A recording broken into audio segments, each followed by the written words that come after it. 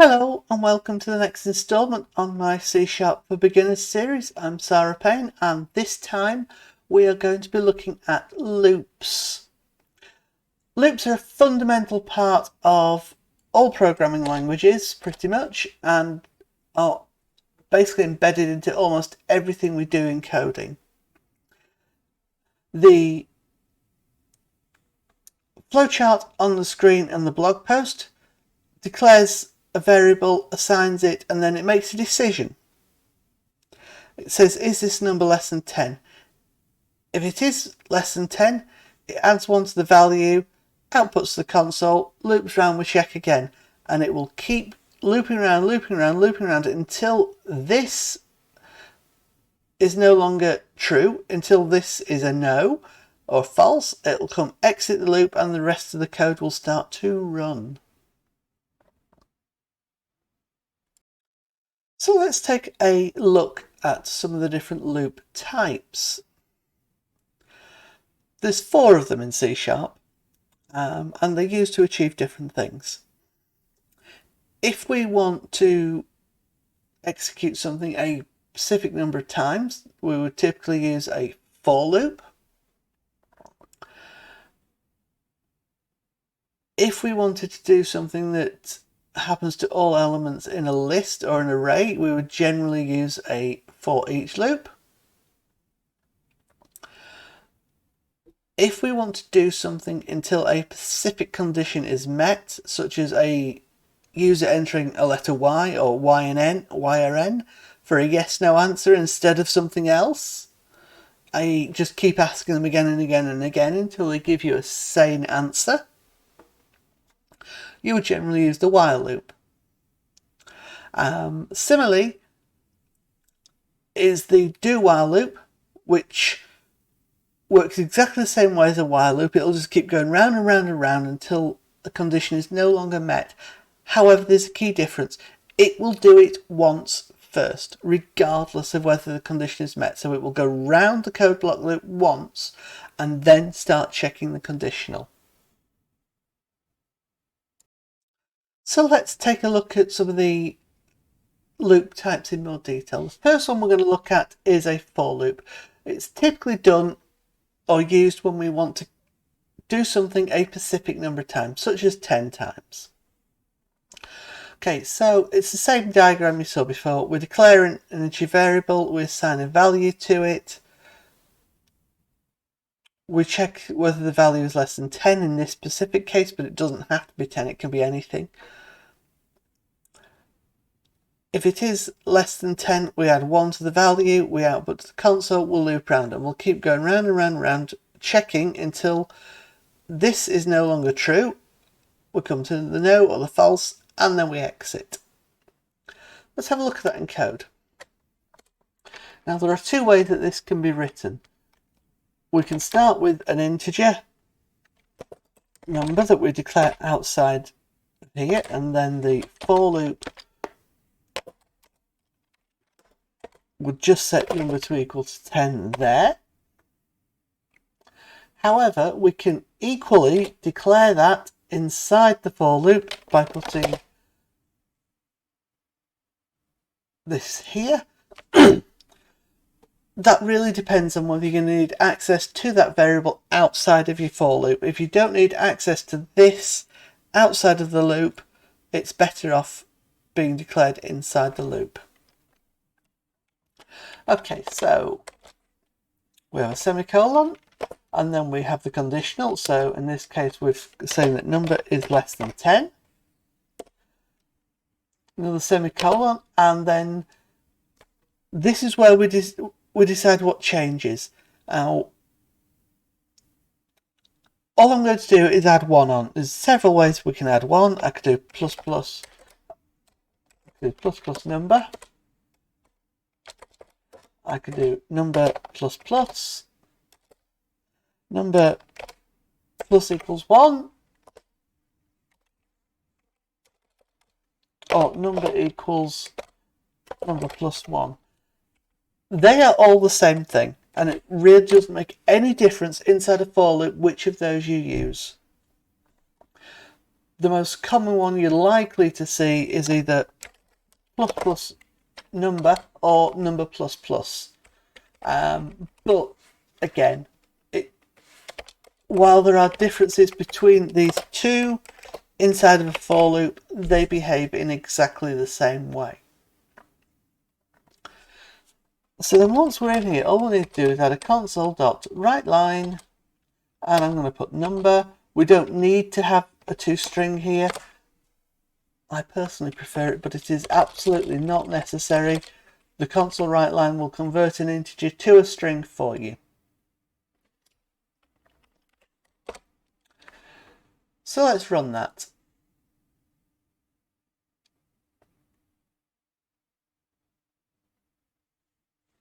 Just hopefully you've spotted the mistake I've made, because I just took a second to do it. I've started that the number is already equal to 10, and we're checking conditional less than 10 so that it exit before it started, and it did nothing. What I should have done was put number equals to 0. There we go. We've got the output. Now, I am using Rider at the moment from JetBrains. I'm going to run through a debug loop of this now because I think it's easier to see in Rider, but I will, like I always do, demonstrate this in Visual Studio as well. Okay, so we're going to set a breakpoint, hit the debug, and then we're going to start stepping over. So we declared number to be 0. We've checked the condition, which is true. So we enter the loop and we output the value of number, which is 0. So put that to console. At which point we increment the number, check it again. It shows less than 0. If it is, enter the loop. And we just keep going round like that. Each time we come here, we increment the number goes from 2 to 3 in this case. It will increase each time. So it increases the value of that number before it checks to see if it meets the condition again. And it will keep going around all the way until it hits the end.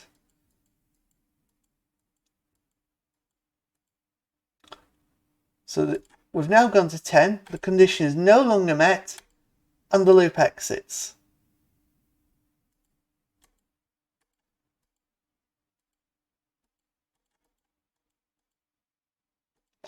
And then if we run it again, it would do the same. So I'll just stop there. Now let's have a look at that over in Visual Studio, because I did promise I would do that bit.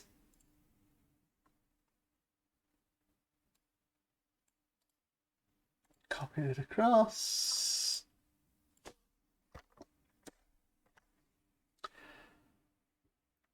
And set. I'll run it on its own first.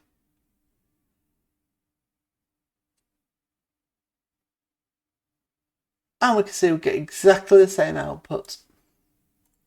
Now let me just shrink Visual Studio down a little bit.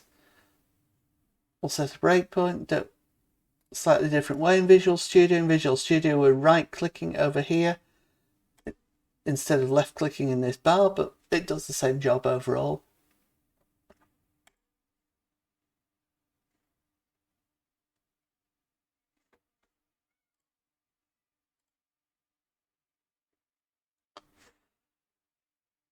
And again, we start to step in.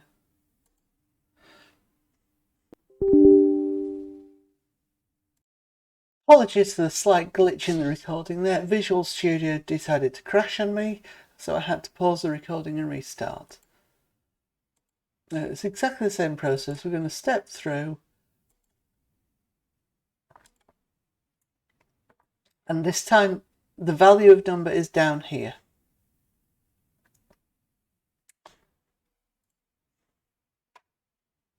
If I bring up the console, we can see it's output 1 or 0 rather to the console, and we'll see, keep stepping over.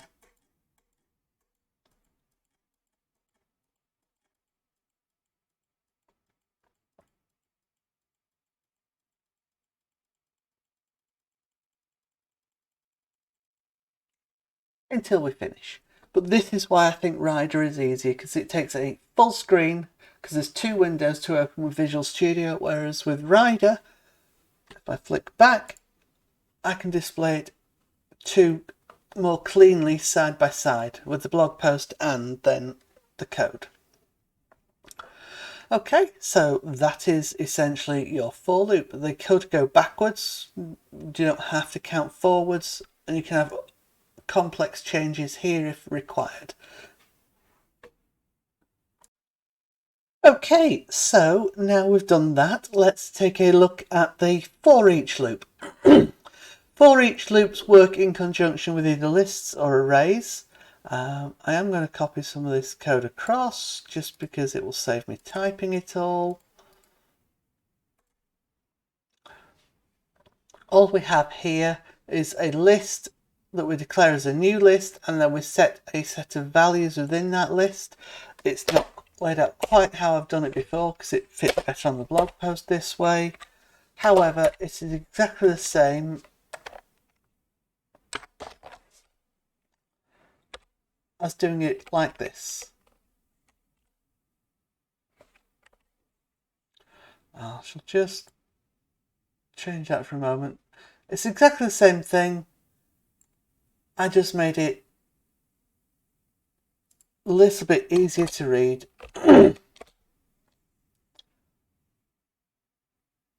I'll leave it like that in this window. So now we have the for each. So we type in a for each, and then you might see this done one of 2 ways. We need to declare the type. However, these are strings, but what we can do is do var. Personally, I don't think var is a good choice until you've got a strong grasp of looking at types and setting them.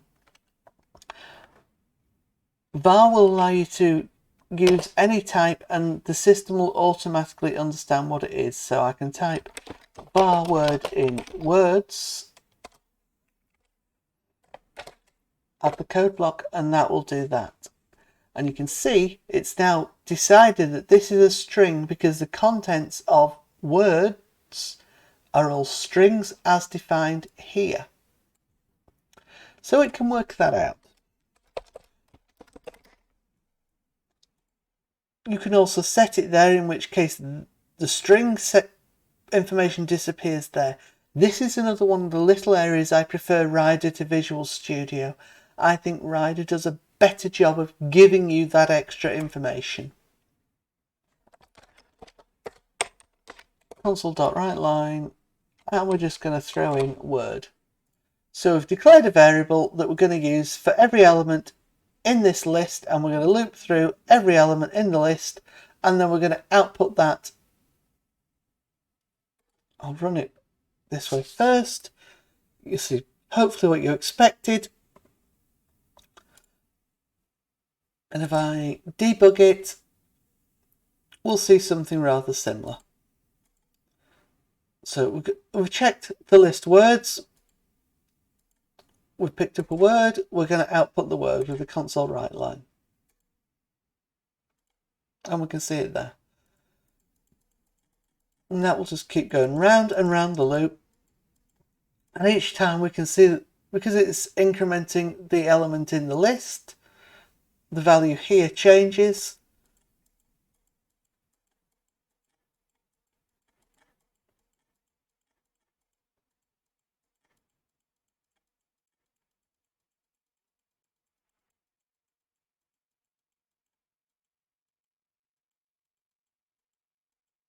Okay, so let's take that over to Visual Studio.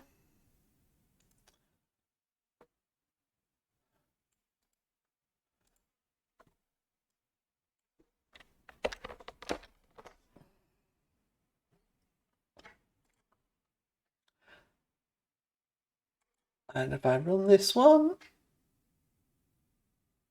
we get the same output.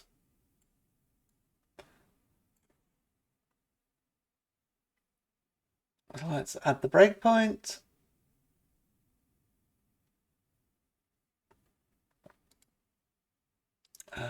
breakpoint, insert, loops. Okay, so very similar idea. Only difference is, and like I say, this is one of the reasons I prefer Rider for recording and for demonstrating. Where's my nice information in the same way?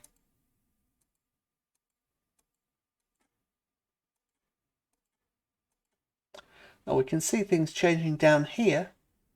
So absolutely that information is there. We see the word, but it's not right next to where it's happening.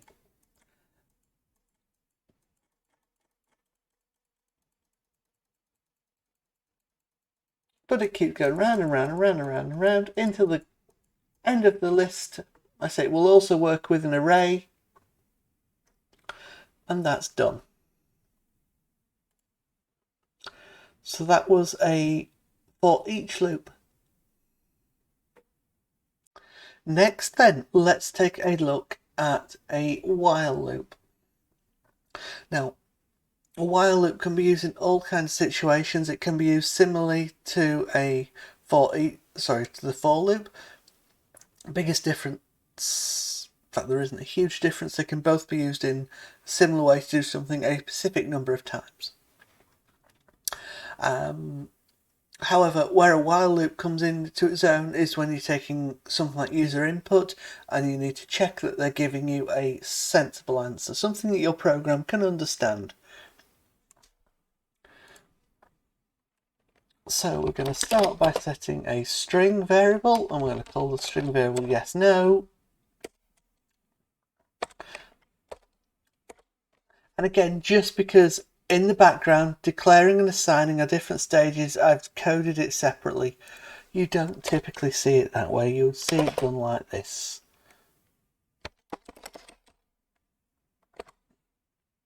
All I've done, I've assigned an empty string. It would have been exactly the same as saying equals that. Okay. So then we enter the actual loop itself. So we're going to start with a while. And then we're going to go yes, no. And we're going to say while it's not equal to, and I'm going to put in a lowercase y. So we're looking for a lowercase y. If it's not equal to a lowercase y, it will enter the loop and keep going round. So in this case, I'm going to go to yes, no equals console.readline. What we don't have is a statement telling the user what to enter. So we add a console write line. Please enter a lowercase y. Okay, you may have spotted this underline here. How it's telling me that we could get a null. That depends on the version of .NET you're using. But to get rid of the error, we can add a question mark there, which just tells it that it allows null variables for a string. It won't happen in .NET 6 that I'm demonstrating on, but in other versions, potentially, yes, it could. Okay, so let's run that. Let's see what happens. Now, this time the output's going to depend on what we input. So we're going to type in an N, because that's not a Y at all. Doesn't like that, so we loop around again. So I'm going to put in an uppercase Y. Nope, that doesn't match. And if I put in a lowercase y, that matches and we exit. Okay, so let's see that in a debug. It's usually slightly more complicated when you've got inputs and outputs, but we can still do it. Okay, so we've already done that bit because I've put the debug line that starts the while loop. So it's an empty string, so it's not a lowercase y, so it will enter the loop. It will output the question, or the statement rather. Then it'll click that and it'll wait for us to type something in. So we'll type something in, for example, N, we'll press enter, and then we're back to using the debugger. We check, is this N that's now in yes, no, a lowercase y? Of course it's not, so it will enter the loop again. It will stay again. Request the input again. I'm going to put in the uppercase Y again. We'll come back round. Once again, this uppercase Y is now assigned to the yes no variable. It's not a lowercase y, so we come around again. It's waited for the input. This time I'm going to put in the lowercase y, hit enter. This time it will match, and therefore the loop exits. If there was more code down here, this code down here would then start to run.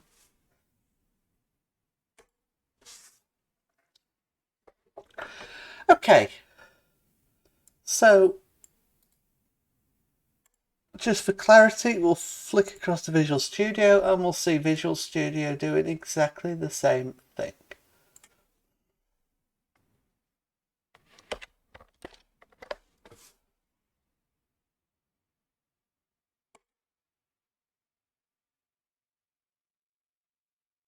Oh, well, yeah.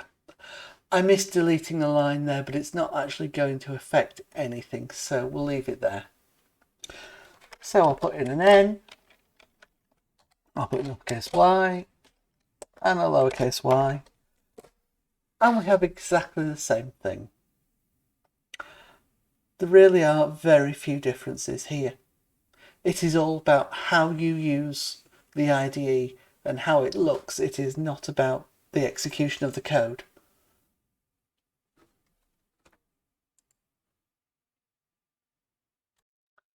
Right, let's take a look at the last of the loop types then now. This is going to be the do while loop, which is very, very similar.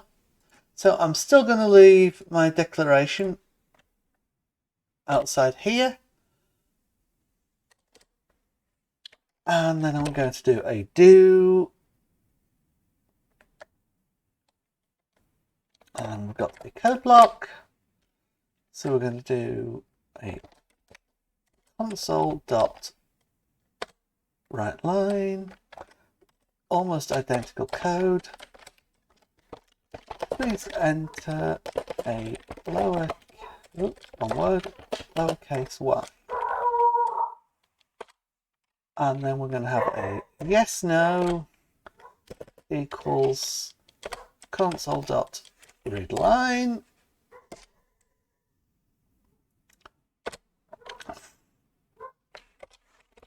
The biggest difference now is the while part of it then comes out here.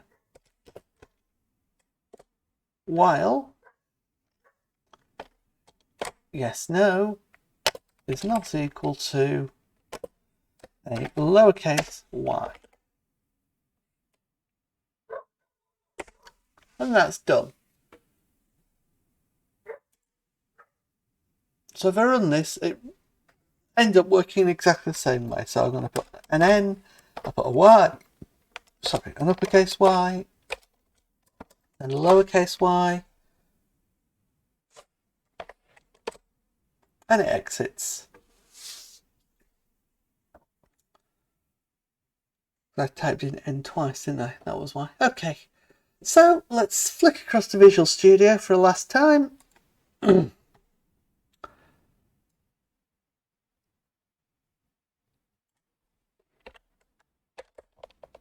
I'll type it out in full this time in Visual Studio so you can see how it comparatively works.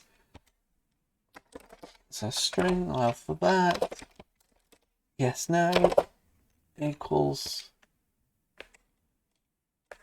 string.empty. Don't forget, use the IDE, use what it offers up for you. So do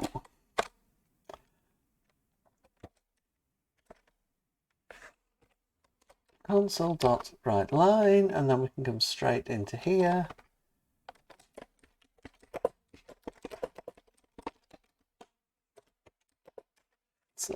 There are minor differences to typing the code here. The suggestions are slightly different, but it's effectively the same way of using an IDE. So then we got yes, no, and it's offering up console.readline automatically. I like that. And then it's offering up a suggestion again, so I'm just pressing the tab key to autofill that entire line. Now, that's saying not equal to null. We don't want it not equal to null. What we want it is not equal to lowercase y. But even so, it's quicker. So let's run that now. Uppercase y, so we're going to put in an N. I'll put in an uppercase y, and then I'll put in a lowercase y. And we exit. Okay, that's it. That's all the loop types finished.